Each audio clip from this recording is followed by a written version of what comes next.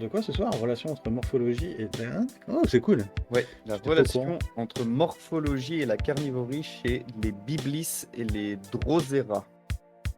En fait, je suis tombé sur une thèse d'une étudiante qui s'appelle Laura Skates et qui a en fait fait une thèse sur combien les plantes carnivores sont carnivores. Et en gros, l'investissement dans la carnivorie, etc. Je vais vous expliquer un petit peu. Et en gros, ce qu'elle a fait, c'est qu'elle a regardé différentes choses chez différentes espèces et notamment à quel point l'azote contenu dans les feuilles des plantes carnivores est de l'azote qui vient de proies. Donc en gros, à quel point les plantes carnivores sont dépendantes des proies pour leur croissance, etc. Donc sa thèse, elle est disponible ici. Je pourrais vous mettre après le lien dans le chat si vous voulez. Plus particulièrement, alors là, c'est même pas un article scientifique, c'est un chapitre de sa thèse que j'ai trouvé super intéressant du coup et que je vais vous résumer ici. Donc, il parle donc de la relation entre la morphologie des plantes et la carnivorie, etc. Donc, en gros, elle commence en rappelant que chez les plantes carnivores qui ont des pièges à glu, il y a différents types de tentacules. Par exemple, chez les Pinguicula, on n'a pas vraiment de tentacules à proprement parler. En fait, elles sont très très très petites et donc on a juste comme ça les feuilles qui sont recouvertes de glu, mais on n'a pas vraiment des tentacules à proprement parler. Par contre, si on pense à d'autres genres comme Drosophilum ici, ou Biblis d'ailleurs, ça pourrait être un Biblis, ou chez des Drosera, là on a des vrais tentacules. Par contre, chez Drosophilum, on voit que c'est toutes les mêmes tentacules, c'est des tentacules simples, on va dire. Et chez les Drosera, on en avait parlé dans un autre résumé d'article, je ne sais plus quand c'était. En fait, il y a plusieurs types de tentacules différentes chez les Drosera, etc. Donc c'est vraiment un truc un peu poussé dans la carnivorie. Et donc justement, elle dit qu'en fait, les plantes, elles ont plusieurs niveaux d'investissement dans la carnivorie, donc dans le caractère carnivore de la plante. Et par exemple, un des investissements, c'est la production d'odeurs pour attirer les proies ou non. Parce qu'il y a certaines espèces, je crois que par exemple les Biblis et certaines Drosera, elles produisent pas d'odeur directement au niveau des feuilles pour attirer les proies, alors que d'autres plantes, certaines Pinguicula et surtout Drosophilum, qu'on connaît qui a une odeur super forte de miel, et ben ces plantes-là, elles vont produire une odeur super forte pour pouvoir attirer un maximum de proies, et donc en fait elles ont un niveau d'investissement dans la carnivorie qui est plus important parce qu'elles s'embêtent entre guillemets à produire toute cette odeur pour attirer des proies. Bon, et ce niveau d'investissement dans la carnivorie, c'est pas que dans la production d'odeur, c'est aussi par exemple dans la capture, la méthode de capture, avec le type de tentacule par exemple, et la production de mouvements ou non par les plantes. Typiquement, encore une fois, Biblis et Drosophilum, ils vont pas avoir de mouvement.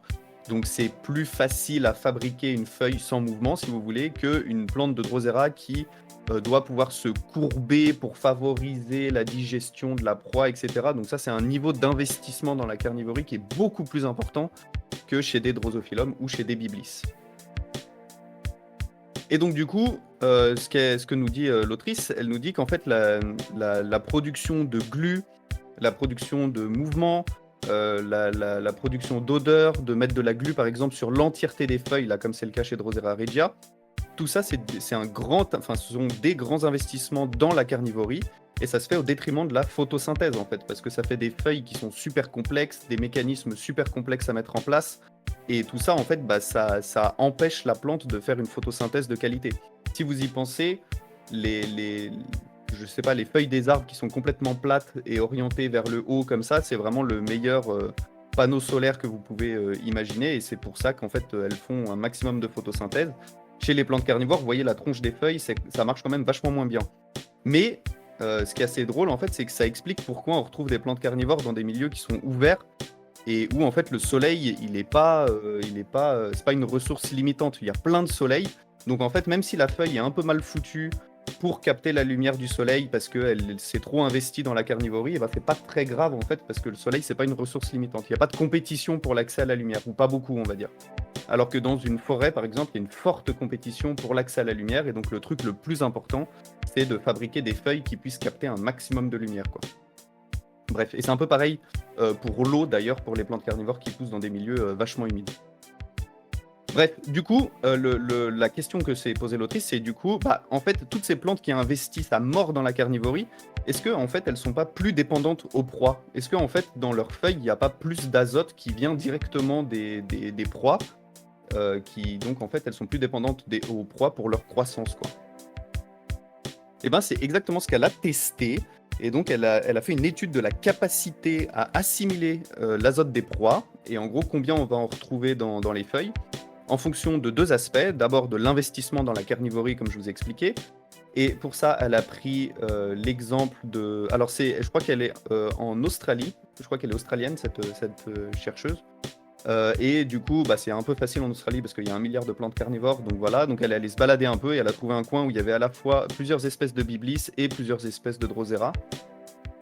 Et donc, elle a pu comparer comme ça l'investissement dans la carnivorie des biblis qui, du coup, n'ont pas de mouvement, n'ont pas d'odeur, etc.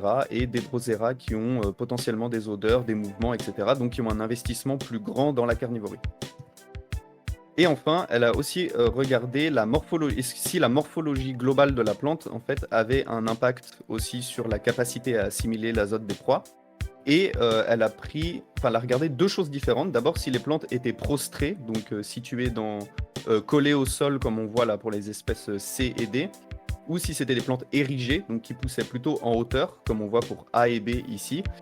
Et le deuxième truc qu'elle a regardé, c'est si la glu recouvrait l'entièreté de la feuille, comme c'est le cas pour B et D, ici, ou bien si la glu était localisée à un seul petit endroit de la feuille, comme on voit sur C et sur A.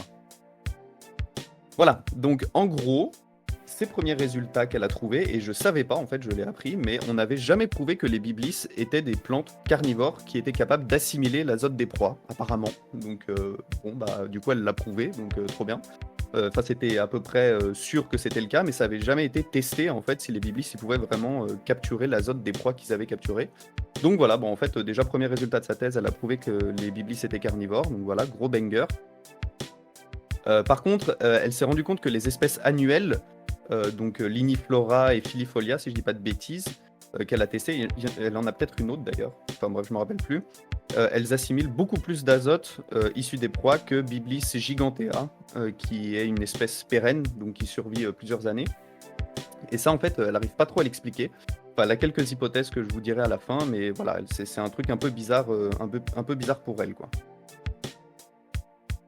Autre chose, son deuxième résultat, c'est que l'investissement dans la carnivorie, donc les plantes qui mettent en place des stratégies complexes pour pouvoir capturer, attirer, digérer mieux les insectes, et ben en fait, c'est pas du tout lié à une assimilation de l'azote qui serait plus forte.